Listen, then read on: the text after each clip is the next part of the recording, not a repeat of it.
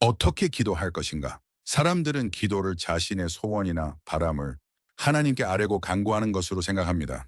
물론 그것 역시 아름다운 기도입니다. 그러나 많은 사람들이 기도를 단지 그런 의미만으로 그릇 인식하고 살아가기에 일평생 기도하면서 그의 삶이 새로워지지는 평생토록 자기 소원만 간구하는 기도를 통하여 어떻게 우리의 생각과 삶이 거룩하게 변화될 수 있겠습니까?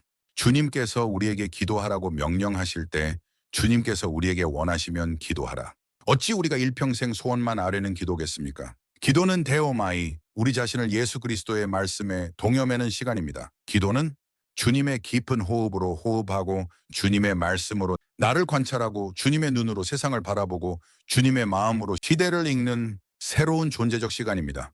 기도는 주님의 말씀에 힘입어 자기 정립과 자기 확장을 꾀하는 자기 성숙의 과정입니다.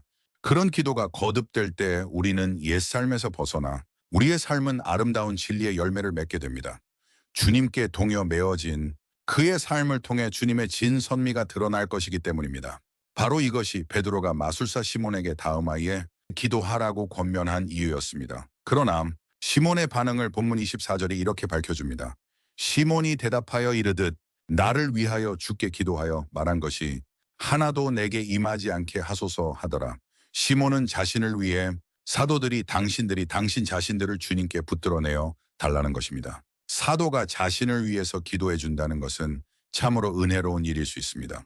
그러나 사도가 아무리 기도한다고 해도 시몬의 마음이 절대 주님께 동여 맺으시는 것은 결코 아닙니다. 단 한 사람의 마부가 이시마리의 말도 물가로 얼마든지 쉽게 몰고 갈 수는 있지만 그러나 그 가운데 단 한 마리에게도 억지로 물을 마시게 할 수는 없습니다. 사도들이 시몬에게 버려야 할 옛삶을 버리기 위해서는 주님께 자신을 동려 메어야 한다는 사실을 일깨워 줄 수는 있지만 그 실천 여부는 철저하게 시몬 개인 소관이었습니다.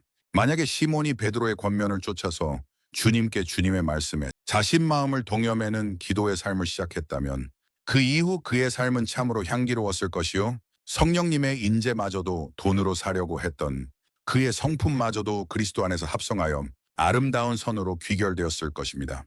하지만 그 시몬에 대해서 성경은 더 이상 언급하지 않습니다. 어쩌면 그에 대하여 더 언급할 가치조차 없기 때문인지 모르겠습니다. 지난 6개월 동안도 우리의 삶 속에서 변한 것이라고는 아무것도 없는 것은 아닙니까? 평소에는 그리스도인답게 살지만 결정적인 순간에는 가장 중요한 순간에는 옛삶을 고스란히 답습하고 있는 것은 아닙니까? 만약 그렇다면 그 이유가 무엇이겠습니까? 지난 6개월 동안 기도하긴 했지만 단지 우리의 소원과 바람만을 되풀이했기 때문이 아니겠습니까? 기도하면서 우리의 중심을 주님께 주님의 그 길, 주님의 그 말씀, 주님의 그 생명에 동여 매지 않았기 때문이 아니겠습니까? 우리의 마음을 십자가에 못 박아 동여 매지 않고서 어떻게 우리가 옛삶의 굴레로부터 자유할 수가 있겠습니까? 사랑하는 성도님 여러분, 비록 지난 6개월 동안 마술사 시몬처럼 살았다 할지라도 다가올 6개월마저 그렇게 살 수는 없지 않겠습니까?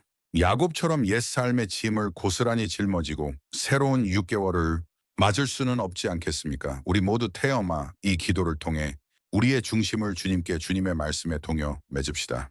하나님께서 반드시 우리의 삶을 향기롭게 가꾸어 주실 것입니다. 하나님께서 우리에게 일러주신 것처럼 하나님께서는 반드시 우리의 인생을 바로 세워주시는 분이지요. 오직 하나님.